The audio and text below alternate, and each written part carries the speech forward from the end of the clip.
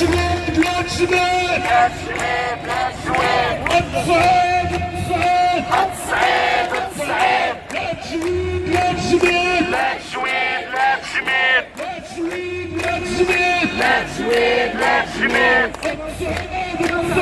الصعيد الصعيد الصعيد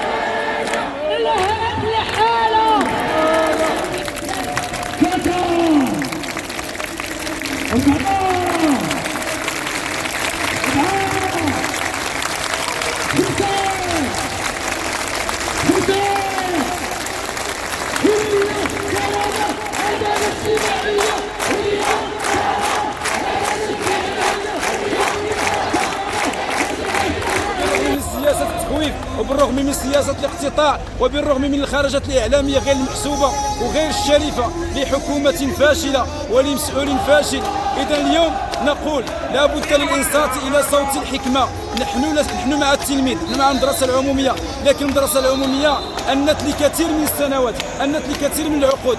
حان الوقت وحانت اللحظة لأن نعيد الاعتبار للمدرسة العمومية لكي نحقق التنمية ونحقق النموذج التنموي الذي نصبو له كمغاربة كاملين بكل أطيافنا. الدولة المغربية هي الآن تسعى جاهدة على أن تحقق نموذج تنموي تنويري. هذا التنوير وهذه التنمية لا يمكن أن تتحقق إلا داخل المدرسة العمومية. أعيدوا لنا كرامتنا وسنعود لأقسامنا لكي نقوم بأداء رسالتنا. إذا باختصار شديد، شكرا مرة أخرى لتغطيتكم الإعلامية والنضال. بالمناسبة الجامعة الوطنية المرتبطة بالتعليم قد عبرت منذ الاتفاق الأول المرحلي على أن الاتفاق المرحلي مجرد معالم كبرى لا تلامس قضايا وملفات الشغيلة الحارقة. أولا كما قلت سحب هذا النظام، ثانيا الزيادة في الأجور، ثالثا العدالة الأجرية، الاهتمام بظروف العمل وتحديد المهام وإزالة العقوبات وغيرها.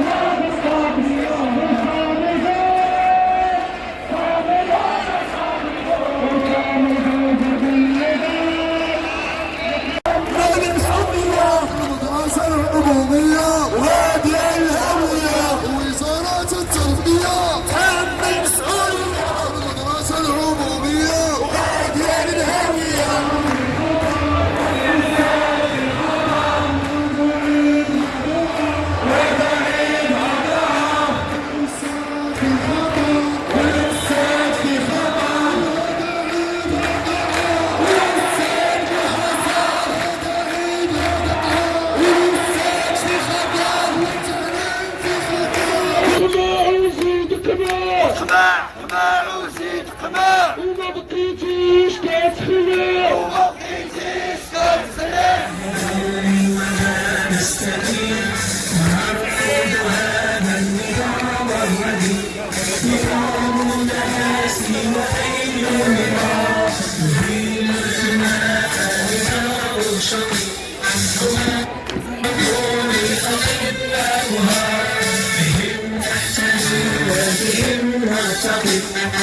كيف يهان سراج المنير وكيف ينال شهيد